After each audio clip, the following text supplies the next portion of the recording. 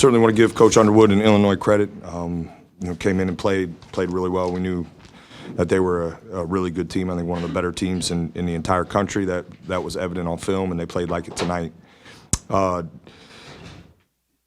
As far as we go, I thought there were some good, tough stretches, and then there were some stretches where we didn't play with the poise that we needed to. And against a really good team, that's how you come up short. Proud of the way we fought back multiple times. Rebounding was a really, really big focal point for us going into the game, and I thought, for the most part, we battled really hard and rebounded, pretty well for majority of the game. So, got to dissect this and learn from it. Certainly duplicate the stretches that were really good. We need more of those, but we got to clean up some of those self-inflicted wounds that really good teams make you pay every time you do that. Be the first question I ask you, but I'm going to ask you. The bench only had 2 points. Amari took 2 shots in, I think, 21 minutes or something like that. What are you seeing out of Amari? And I guess there's so much pressure on him, it feels like, that he has to contribute offensively for you guys off the bench. And where do you think he's at and being able to handle that responsibility? Yeah, I think he's ready to handle it. He didn't, necessarily play like that tonight, but he's a young player who's getting better every single day, and he's played pretty consistently for us here lately. I don't know if it was the foul trouble that maybe took him out of a rhythm, but I thought, offensively he couldn't get it going, and he plays 20 minutes. I would almost guarantee he'd be active on the offensive glass and just couldn't quite come up with one or two of those. So it's great, great lesson for all of us. I think certainly knowing him, he's going to take a really hard look at the film, and he'll come out and have a great practice here the next day because that's who he is.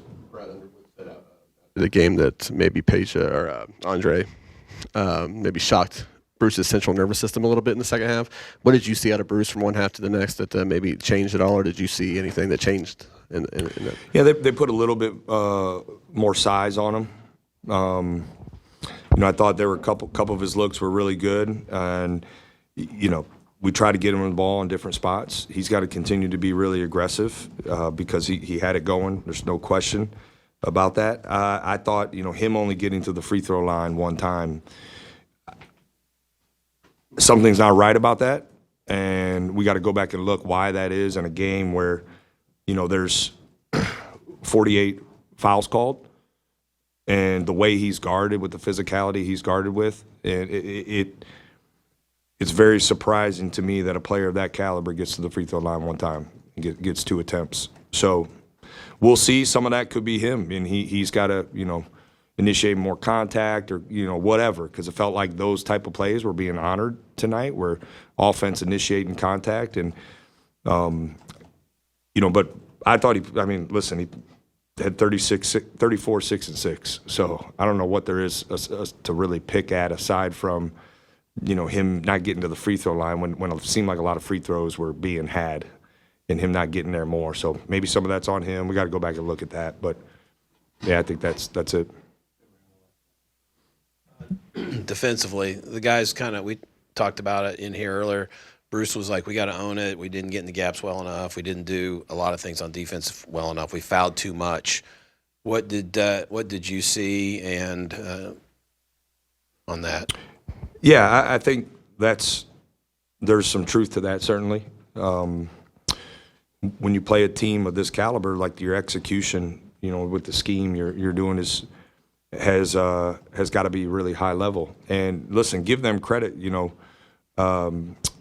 Zero came in, and wasn't shooting at the 80% clip from three he shot at tonight. And so we had to alter our coverage, anticipating that, players step up in those moments and maybe do something like that where they get hot from three, that we got to go to a different coverage.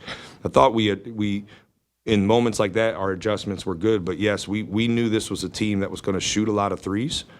And, we had to protect the paint while also – limiting the easy catch-and-shoot opportunities, and you do that by being up in your gap where guys, you can impact the drive higher up the floor, because if it gets too deep and you form, this long, low gap, you're not going to recover in time. And The other thing that makes them unique is some of those guys, they had, really tall guys shooting threes, which as you close out, right, it's different closing out when you're heavy in the gap versus a 6'4" guy versus a guy who's 7 feet. So I think, they shot the ball really well. Some of that is on us, certainly. But, I think some of it, too, is, so they had some guys step up and make some big-time shots. More thing. You mentioned we had good stretches, we had bad stretches. I know there's some new parts to this team. How do you feel like how do you get this team to be more consistent, I guess? And what is your message to them so that you don't have those long gaps and lulls? Yeah, well, again, I think in tonight's game there were two stretches where we battle back and tie it, or one possession game, kind of either way. And the following really multiple offensive possessions were not good enough from us. We have valued shot quality at an extremely high level as a team this year. It's why we shot the ball, part of why we shot the ball the way we have. And tonight, for whatever reason, we didn't do that well. And if it wasn't once. It was multiple stretches. Like we battled back. I think it tied the game. I have to go back and look, whatever it was, and then we go down and we have like 4 straight possessions where we take tough shots and don't touch the paint. So that's not who we are. It's not who we are in practice. That's like the type of learning we got to do, right? And part of that is I love our guys playing aggressive and confident, but we have to, we have to play with more poise, I think, in those stretches.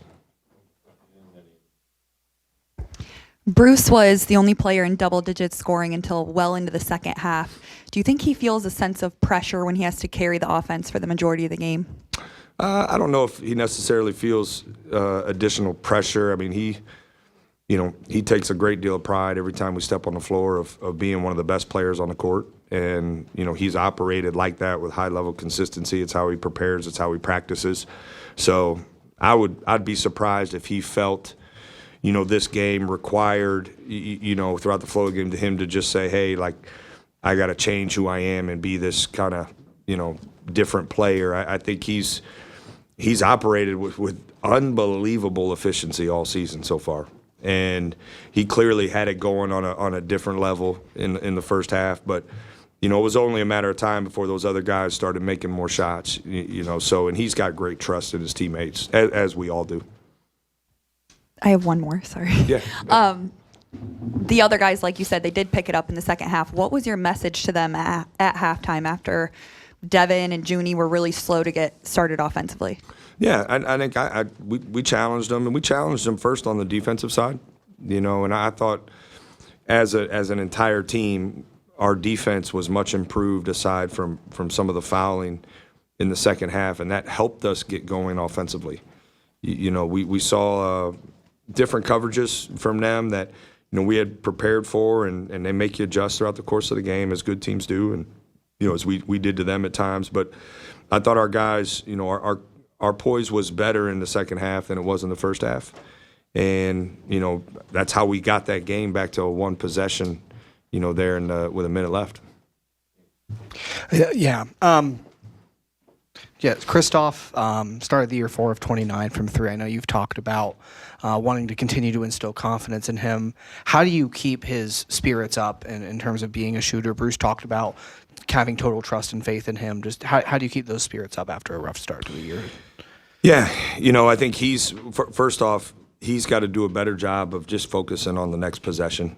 I think he's playing frustrated at times, and he's a veteran. He's been through a lot of college basketball. He's just got to keep focusing on what's ahead. If you look back last year, we had a Devin struggled, early in the year from 3. I think it might have been like 4 for 24 or something, and he battled through that and shot the ball at a high clip the rest of the season. Then he's, so yeah, I think we don't want him out there obviously firing up contested ones, right? But open ones where he's shooting with confidence, absolutely. I think that's the biggest thing. Don't hesitate. Be aggressive. Be confident. And listen, he's not going to go, he's not going to shoot and make them all the rest of the year. But he just can't play frustrated. You know, I think that's the biggest thing. And I thought really this was a step forward for him tonight. He had some good stretches, and so you know he's got to keep battling. I think he was in a better place health wise. You know, we got another few days here to get even better before the next one. So he deserves a lot of credit for what he's been battling through. You know, he's spent a lot of time to get healthy, and he'll break through here soon. You talked about the fouls earlier. 48 total combined fouls in this game between both teams. Is there anything different about coaching a game with that sort of slow, grinding pace where a lot of fouls are being called? I think you know you want to fight for your squad, right? I think you know you want to do that, but outside of that, you know, again there were 2 stretches, if I can recall correctly, where they got to the free throw line and we shot contested jump shots. Like when the game's being called that way, you can't be the team that settles. And we were the team that settled for a couple stretches. So we gotta respond differently, which we will. I got 100% confidence we'll respond differently next time we're in that situation. And that's where you go from, you know, you kind of change the momentum of the game, right? You now go up, get a couple stops, and you keep your offense rolling. Now you're up, you know, 2-3 possessions. So again, we gotta learn from that obviously here really quickly. It's something we talk about, but thought that was probably offensively my biggest disappointment was our lack of poise in a couple stretches. When we talked to Devin, he said like rebounding on the wing as opposed to being further down low. It's a bit of an adjustment. He said he's still kind of working through it. Brad Underwood said that he was a pain in the butt as a 4-man.